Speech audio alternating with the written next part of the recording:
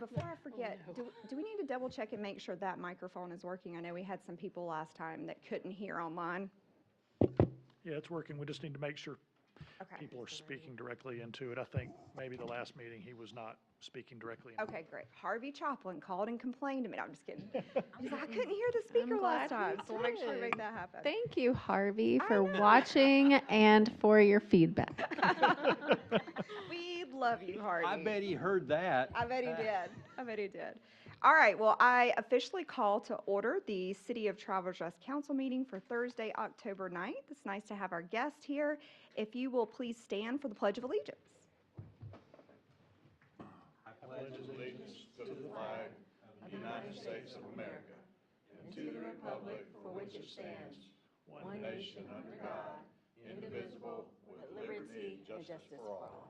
Thank you, and we'll ask Councilmember Chris to pray for council. Thank you. Let us pray. Thank you, Lord, for our community, our residents, and all the people who serve here. Thank you for the hard work and sacrifice of our city employees. Please bless them and everyone in our community. As the council, please provide us with wisdom, courage, and humility to skillfully govern Travelers Rest. In your name, amen. Shanice. All right, we will move into approval of our minutes from our previous meeting for September 21st. I hear a motion to approve. So moved. Second. Second, all right, any edits or items to discuss? Okay, all in favor? Motion carries. Thank you. And up for our citizen participation, Jennifer Taylor, welcome. We appreciate you coming. We have Director of Philanthropy for Shriners Greenville, and we appreciate you being here. Good evening, council and everyone in attendance. Thank you so much for having me. I'm very excited to be here to let you guys know that Shriners Children is hosting our Turkey Trot and Roll here in November on the 11th. And we like to say that the feast of the day is the Festival for Children and showing off our hospital, what we do here in the community, and having a good time with family, with food trucks and a fall festival.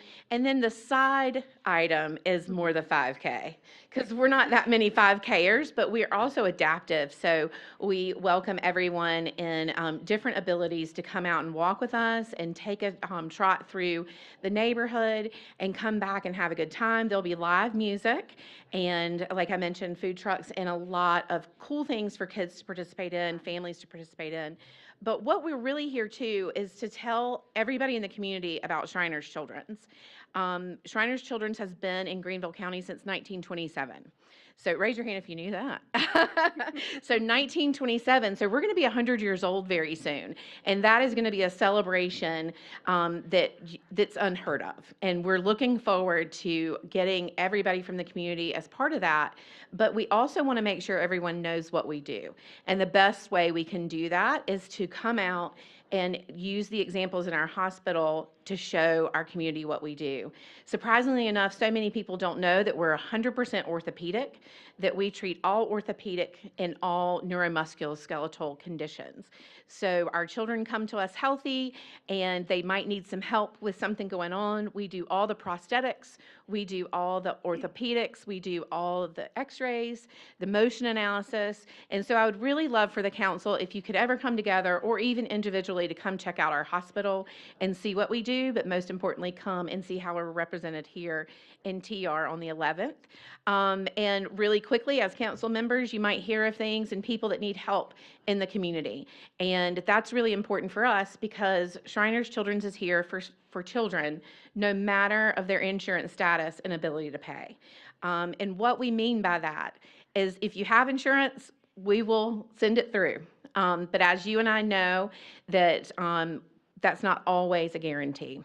And also, if you don't have insurance, if you're underinsured, if you have an insurance that's not going to cover something, if your doctor doesn't deem it necessary, we're still going to take care of your child first. You don't walk in and have to present insurance in order to get served.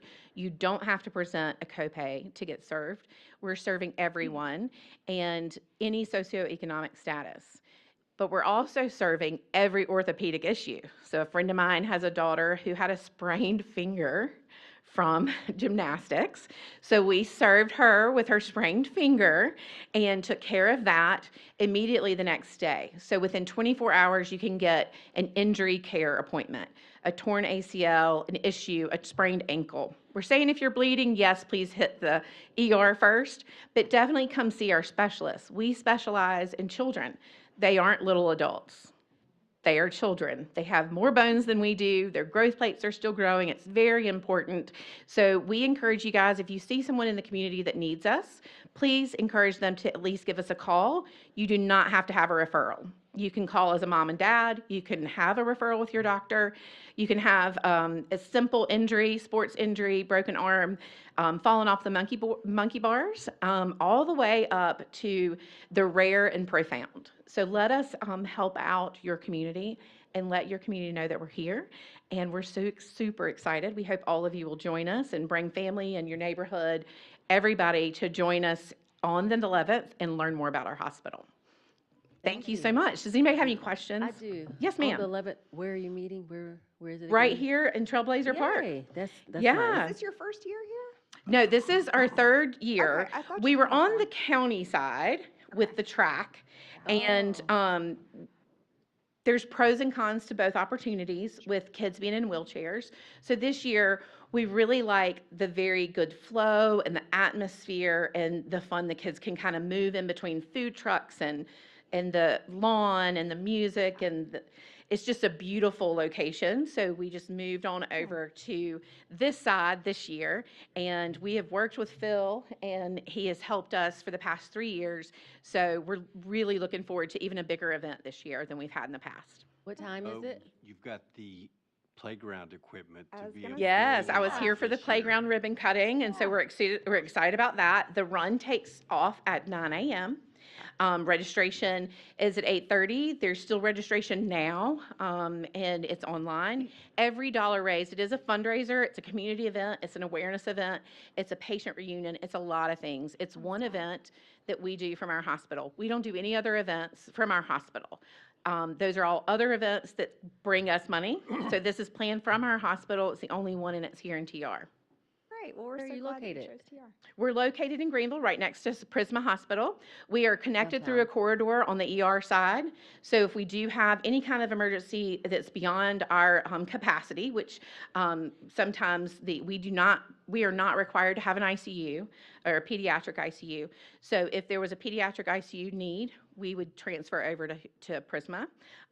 But we do all our surgeries and everything. And we would love for you guys to come. I We think do that'd be tours great. all the time. You can contact me directly. All of my information is on our website. Thank you. Oh, very much. Yes, so. sir.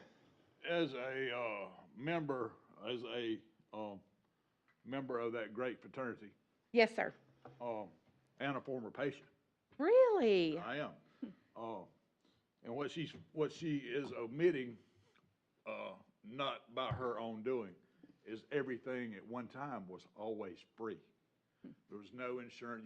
All you had to do as a Shriner, if you had a child that needed care, I could sponsor that child, and the child would get care. Absolutely, totally free. However, as our numbers have shrank and the cost of healthcare has went up, then what she's telling you is what you had to resort to. But just keep in mind that it always used to be free, and it was by people in your community that took care of the little children. I have a necklace that has a Shriner holding a child. That's our philanthropy. That's what we do. We take care of our children. It's a great thing. It is. We are very fortunate. The three of us here work for Shriners Children in the philanthropy department. But what is amazing as a philanthropy officer is that we get to see the money at work every single day. We have served last year 38 states and 22 countries Wow. here in Greenville. What? So, and we've served, I think, 92 countries, there's only 95, as a hospital system. So we've served 92 countries as a hospital system. And if children in other countries need our help, they get in touch with Shriners and they come to us and we take care of them at no cost to them. So while we try to remain as much philanthropic as we can, 100% of these dollars stay here in this community and help the children that walk through our doors in Greenville. We have children all over the world coming to see us, and we also have surgeons that travel to other countries to help those children. We are lucky in the United States. We get to get things taken care of. If you have severe bowed legs, like my friend Tino, who's staying with us through the end of the year, he's from Jamaica, and he would not be able to get any care. And he is also severely disabled and will continue to be so if he doesn't get care. So being here in the United States and having Shriners Hospital means that Tino has a chance to be a contributing member to his society and to be part of a good and influential life. And so we are fortunate here that we can get kids care, and it's amazing what our kids can do. You can see children write with their mouth. You can see children write with their toes. You can even see kids walk for the very first time. And you can see all that money at work if you come visit us. The great thing is that we do everything we can to make sure the kids get everything that they need financially. Even if their insurance says no, we will make sure it's taken care of. Scoliosis, spina bifida, many things that are very expensive. And what's so amazing about that is our team was able to raise $9 million last year for the care of our children. So we are a big organization, and that's just in Greenville. I want to mention the burn unit. Yes, we have a burn unit in Boston. That is our closest burn unit. We do have a burn center in Ohio. A really great story for a child in South Carolina. She was in an accident and was severely burned. Went to the hospital in Ohio for her burn treatment, and she ended up having to have an amputation. So she comes to us and she works with us, and her orthopedic doctor is here in Greenville, and her orthopedist and her prosthetist is also, makes her legs, she says, makes her cool legs here in Greenville. So you can actually see where we make that happen for them and for them walking for the first time. We also have cleft lip and palate, and we also have spinal injury that we take care of. But here in Greenville, we also do genetics clinics, Botox clinics, many things. It takes a year and a half to get into the genetics clinic at Duke and Carolina right now.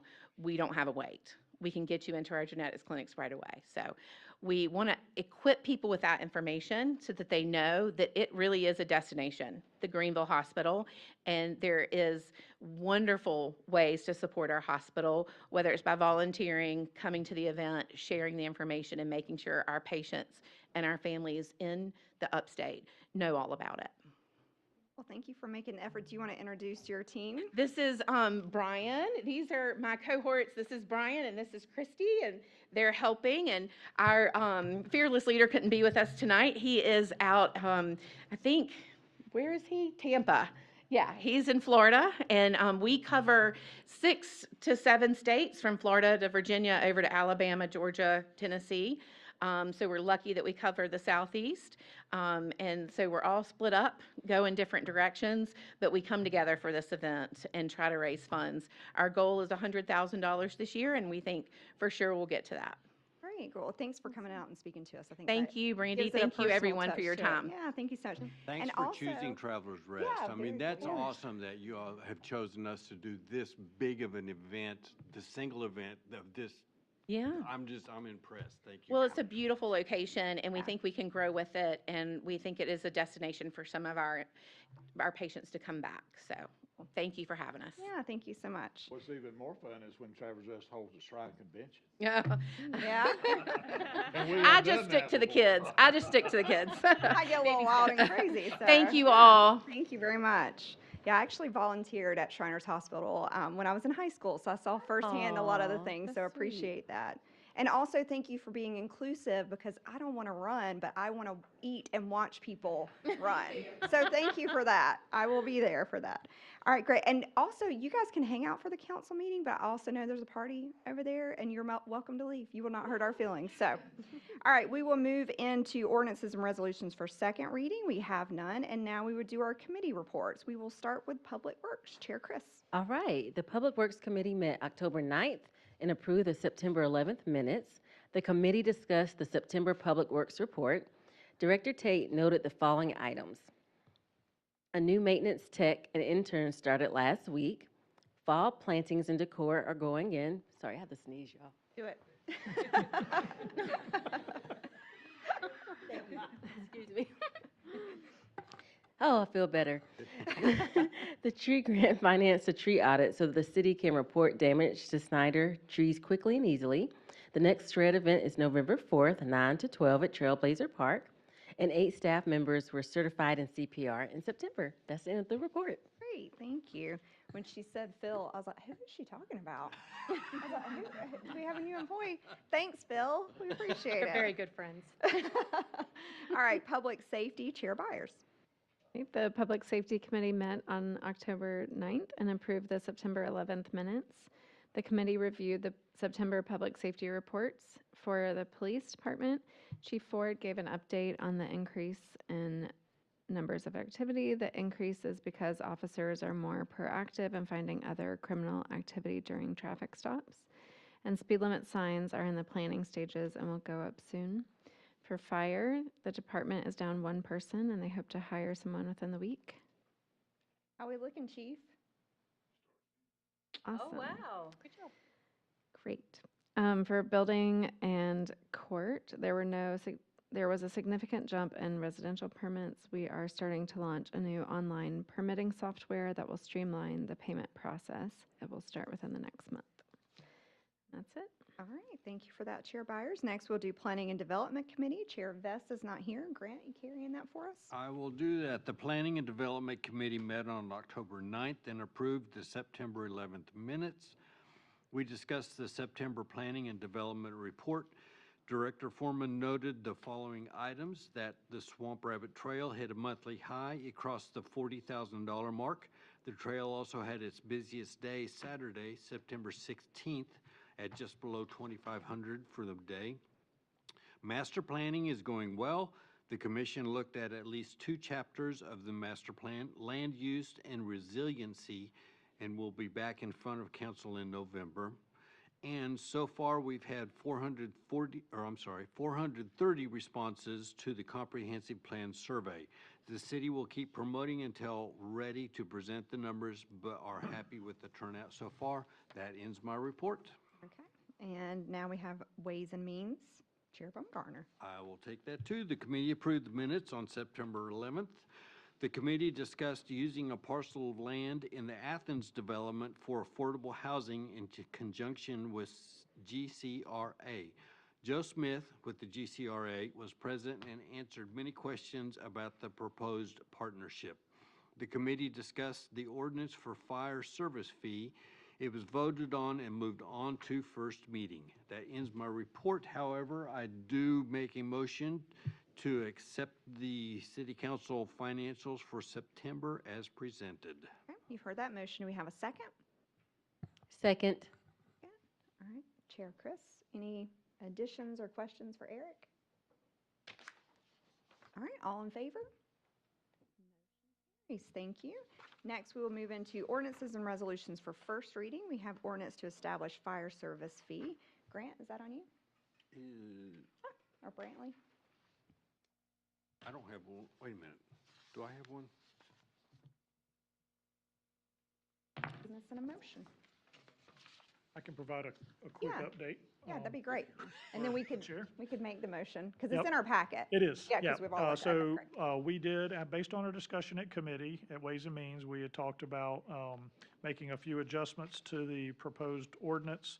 Those adjustments have been included in the proposed ordinance, and they are to clearly identify that any nonprofit would be able to opt to enter into an agreement, a service agreement with the city, and if they did so, they would be exempt from the ordinance. So that language was added.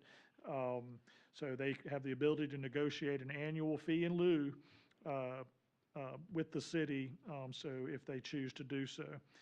We also clarified that, any such agreement, if they choose to enter into an agreement with the city, that it should include an inflationary adjustment annually, and that it should also include a provision for adjustments based on additional usage or additional call volume. And then finally, there was a question regarding enforcement, and the enforcement piece was addressed, I believe, adequately. That basically allows us to address any delinquent payments for service through the South Carolina Debt Set-Off Collection Act, which would allow us to collect any outstanding fees if that ever came out as an issue. So All right, well, those- let's open it up for a motion. I'll move to accept the motion as presented in our packet. Okay. Since it is there. You've heard that motion per the established fire service fee agreement in the packet. Do I hear a second? Second. All right, great. We'll open up for discussion and further conversation, and just another round. We have a whole month, so if there's something else, if maybe you didn't have time to look at it or have some more questions that we need to look at, we have time to look at that. we can certainly make adjustments between now and second reading as well. So Great. if anything changes, we can highlight that and make sure council's aware of any changes between now and second reading. This, I- oh, go ahead. I was gonna say, I took a look at it, looked at it Yeah. pretty fully and for a good long while, and I don't see anything in it that looks goofy one way or the other. So I will say, if anybody does find something that they aren't quite sure about, to just contact our administrator, and we can certainly make an amendment if we need to at second reading. I feel like it's a fair agreement, thinking of not-for-profits, the balance of, well, they don't pay property tax like everyone else, but if they are a frequent user of our services, that we can be smart about how we charge them, or set up a separate agreement, so we have some leverage there that makes sense, and I think it can be fair how we put that together. The other thing I like about this also is kind of a side thing, and that is we're identifying entities within the city that we don't have a current list of, in the fact that we're going to have to identify who all of our not-for-profits are within the city, and I just think that's a good list to have that we don't have at this point. Any further discussion or questions? So it would be $800 per visit. Could it also, one thing I was thinking about is, could it be like the first one's free? Because sometimes things just happen and then after that you're paying, or, because some nonprofits do not have a lot of money. We have a provision in there that they could be waived. The fee Okay. could be waived. There's a process that's laid out in the ordinance that we would consider waiving a fee, but they do lay out a process for those to apply for that and for it to be considered, and that would be kind of handled as an appeal, which would require basically a hearing, and then we would be able to, right now it lays out the council may approve, reject, or modify any appeal of the fee. So if we did have a situation to where there was a small nonprofit and we wanted to consider waiving the fee, that we would be able to do so as a body. Could we make it simpler, like the first time you just approve it? I don't know, does it need to come to council? Yeah, we Can could like- put some language in there Yeah. that, a one-time We don't want to make it waiver burdensome, could be have to fill done out a at an form or administrative something. level. That way, if we have multiple waivers requested from the same entity, then we could still do that, but this may be the second, or any subsequent ones would come before the council, for the council to consider. Because we're trying to target like a frequent, not just the one, I don't want to Yeah. bill a $800 church type thing, but they're not using our services right now, but maybe something to think about. Yeah, that'd be great. And Yep, then- we could do that. Like per year, once I would think waiving the first one is helpful because sometimes things just happen. And I think it'd be waiving one per year versus one in, all. So that's just my Waiving up thoughts. to, has the ability to waive up to one per year as an administrative judgment, Yes. Okay. I like the way that sounds. I think Write it that'd be- down, hurry. Write it down, whatever you just That said. sounds good. How will That this would be a affect good churches? amendment. I'm sorry? How will this affect churches? Well, it won't affect churches any more than it would affect anyone else. Churches would have the ability to have the waiver if they have a call. We looked at our call volume for churches, and we don't have a heavy call volume for service on churches, but if we did have one and we wanted to waive it, we certainly could. So, churches, to my understanding, are whole state. They're, exempt from, any kind of taxation or anything like that. Okay, and so would this be a precedent? We might be opening ourselves up to, some kind of legal action? No, we have to apply equally and fairly, however, across all nonprofits. And so the ordinance was constructed to be applied equally and fairly, so it applies to all nonprofits. However, it does give us the ability to consider that appeal, which would give us the ability to waive it, say, for a church or for another nonprofit based on factors that have been brought to our attention. So that gives us that flexibility to make And those it's a fee waivers. for service versus a tax. So that Correct. feels like the legal. This is a fee for service and difference, not a yeah. tax. So this been looked at and been determined by the Well, county. yeah, that's I know that's a always bug in slippery your slope bonnet, there. but, Is a fee a tax, is a tax a fee? I mean, how you gonna look at it, yeah. you know? Well, then- not all churches are registered as nonprofits either, so that, But that's not my point. The whole point about it is, all churches, I mean, there's no tax base occurred from that. Okay, and so, but my thing about it is, it's always been, if something happens, if they catch on, who they gonna call?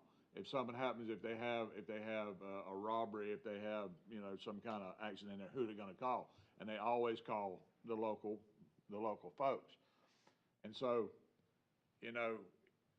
God forbid the person that goes and tries to have that thing amended to where they would pay taxes like everybody else. I mean, that would never fly. And so, I mean, I don't know. It's just like the hospital system up there. The hospital's been there 50 years. And all of a sudden, you're gonna start charging them? No, sir. They won't be charged unless there's a call that comes in from the church, or from whatever nonprofit it may be. So it's not necessarily applying to churches, it's applying to nonprofits. So there could be churches that are. But I said hospital this time. I mean, same thing. I mean, what are you gonna do? The hospital's been there 50 years. But it's, Now, all of a sudden, you're gonna start charging them a So fee for service. any nonprofit, with this approach, any nonprofit would have to be treated equally under the law. And the attorney for the city has reviewed it and said that this is legal to charge all nonprofits that have the same rule apply across the board equally to all nonprofits. So you can't exempt certain nonprofits from the fee, like blanketly, but you can provide relief or a waiver to them if you so choose in your ordinance. So in other words, it's been looked at from the city attorney, and it's legal to establish a fee for service, which would be different than taxation. I think of it as like a frequent user, Wayne. So like if the hospital, we're just using the hospital, sorry to pick on them, but if they're using us 10 times a year and not paying any taxes, that feels unfair to residents who are paying taxes. You know what I mean? That's kind of how I think about it. They're not currently using us that much, but if they did, we would have like a, But, and then a piece of again, bull. you gotta look at the state statute. I Mm-hmm. mean, no hospitals pay the taxes, any kind of. it's not a tax, Wayne. Well, I It's a understand fee. that, but it Yeah. is a tax. Well, it's a Call fee it for what you wanna call it, service, but yeah. it's a tax. Yeah. And so, I mean, just the way it's written, I can't quite grasp that. Eric, when we first looked at this, we had samples of fees from other areas. So are there samples of other cities that had nonprofits, like concerns with churches or anything like that? No, we don't have any examples of anywhere locally or anywhere that I could find that have established this. And the difference is that most other jurisdictions have nonprofits, especially, say, large nonprofits. Universities, for instance, would be a good example, that are recognized within the city that they operate in. So in other words, Clemson, for instance, Clemson doesn't do this, but Clemson University and the city of Clemson, that is their home city, for instance. I think one of the issues that we have is we have some nonprofits that are not recognizing Travelers Rest as their home city. And so financially, we're not getting, I guess, any benefit from that, from a taxation standpoint. But this would be a new approach that we've come up with that I have not found in any other jurisdiction. I think originally we were looking at the habitual user, correct? It wasn't really large Visual. facilities that were, I mean, I may be wrong, that we were dealing with. It was more smaller places of businesses, correct? Well, the way that it's set up is that it's a call, it's a charge per call. Mm-hmm. So the larger the facility, the more calls they're going to have, or the larger the nonprofit, in this instance, the more call volume they're going to generate. So if we had for instance, a large church, for instance, it could be a mega church that came into town, they're going to generate by nature probably more calls for service than, say, a small congregation church would generate. And the same goes so the reason it's structured this way is because they're only charged if they have a call for service. There's no flat fee that they have to pay to the city. There is no annual fee or no annual service fee. They only get a fee if they do actually call us for service. And didn't Robbie, I might be wrong, reach out to the Attorney General about like how this is structured, the legality of it, I guess?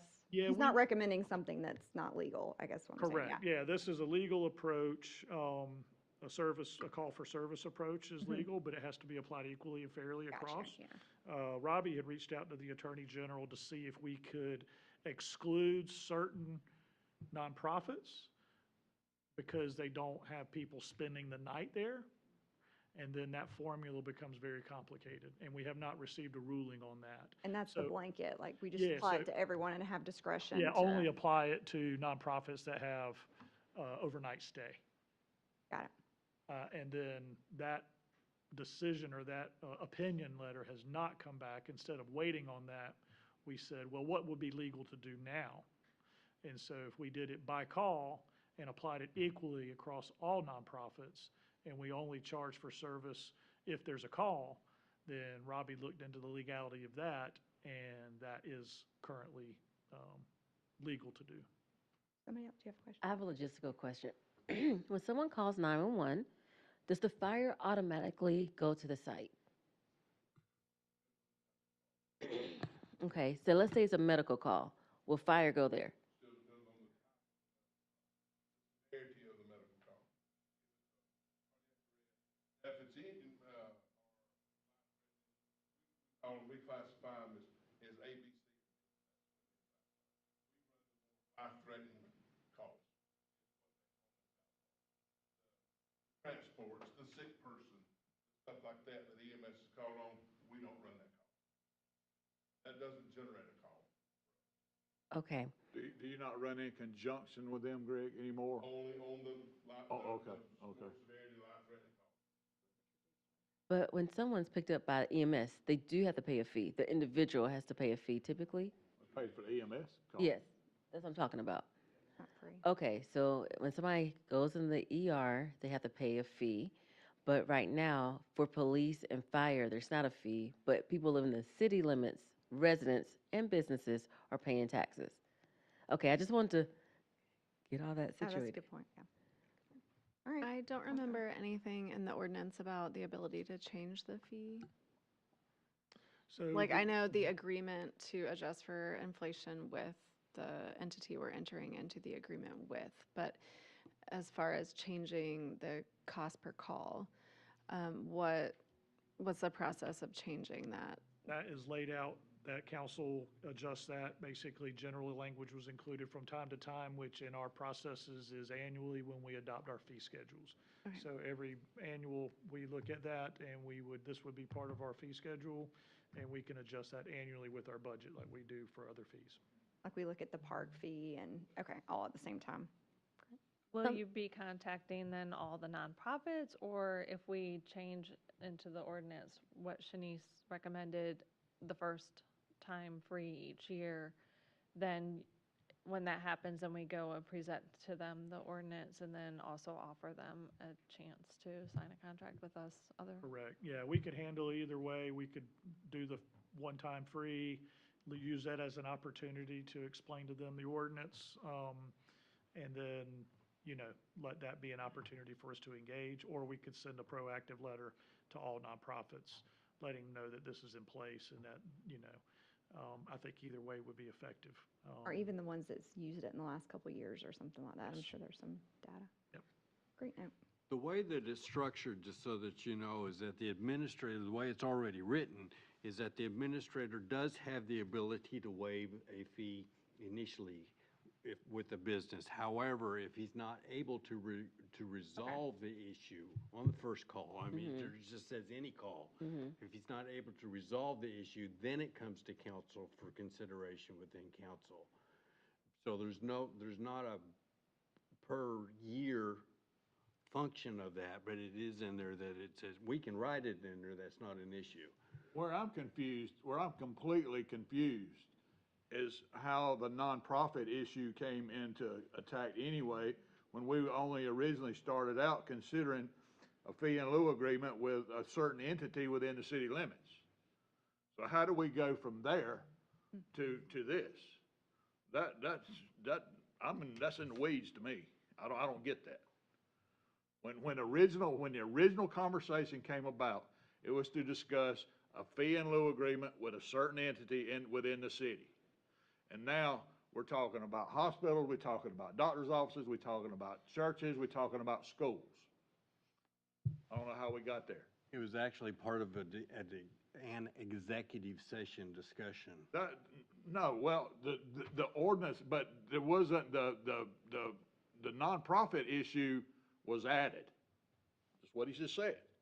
Well, it was always included in it. I think if you think about this too, Wayne, that the executive session conversation has not been settled. So if it's not settled, we would have another tool to say, well, if people don't want to, if existing relationships don't want to abide by the agreement, we would have a fee schedule for that. I Otherwise, you could just understand not that. pay I your understand bills that. and not do what you said you were going to do. But then Eric is saying it has to be applied to everyone. We can't just target anyone, which has the legality piece to it. I understand that too.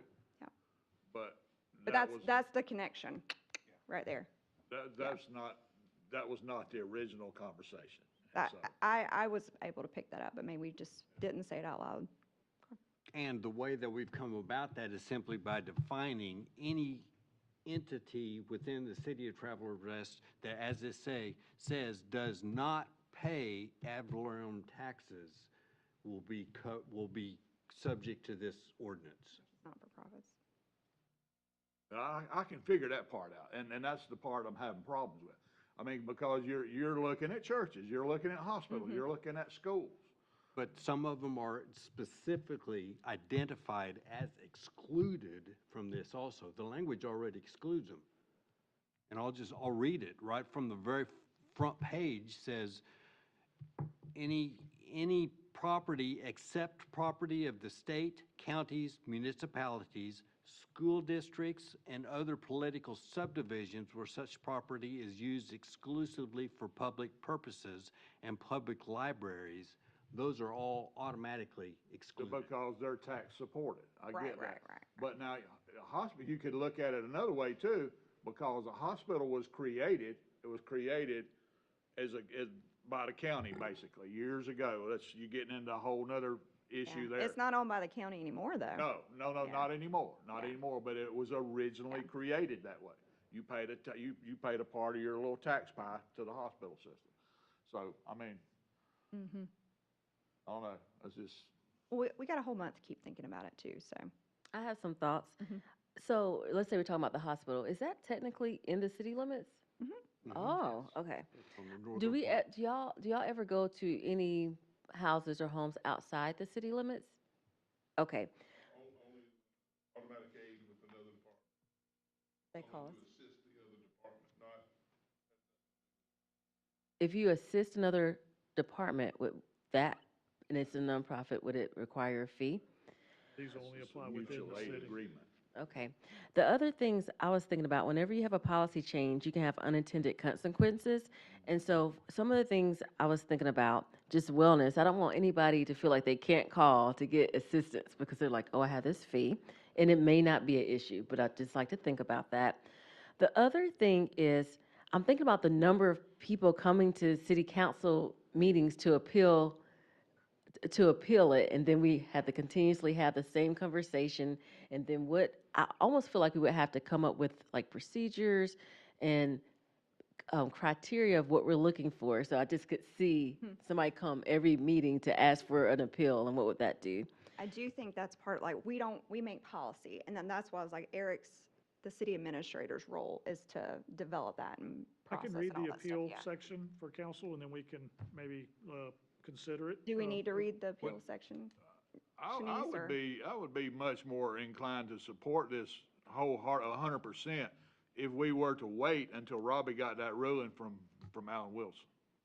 You think we'll have it by, or that'll be, it's a little different, isn't it? Yeah, so even if we are told that we can on that, after subsequent conversations, we thought that this would be a more effective and better approach anyway. So in other words, even if they come back and say, yes, you can do that, the calculation for how you assess a fee to, say, nonprofits with overnight stays based on square footage calculations is, it's a little bit more complicated of an ordinance. It's not as simple and straightforward. So we backed up and we looked at it from a different way, and we said this would be a more effective way to do it regardless of what the Attorney General says, just from a application and administrative standpoint. But the aggrieved section of the ordinance does, as Councilman Baumgartner mentioned, it does initially provide the administrator the ability to waive any fees based on the financial condition of the property owner, services to the community that those tax-exempt property owners provide to the community, or other relevant conditions in consultation with the appellant. And if there is a situation to where they don't reach an agreement on a waiver of a fee, then that person can appeal to council to ask council to waive it as well. So basically, the first step for anyone, say a small church comes in and they have a call, they would come in and basically ask for a waiver. The city, from the administrator could consider that waiver and provide that to that entity. And if they did not, or had a reason why they didn't want to provide that waiver, then that person would have the ability to agree to appeal that and come to council to have that waived as well. Okay, thank you.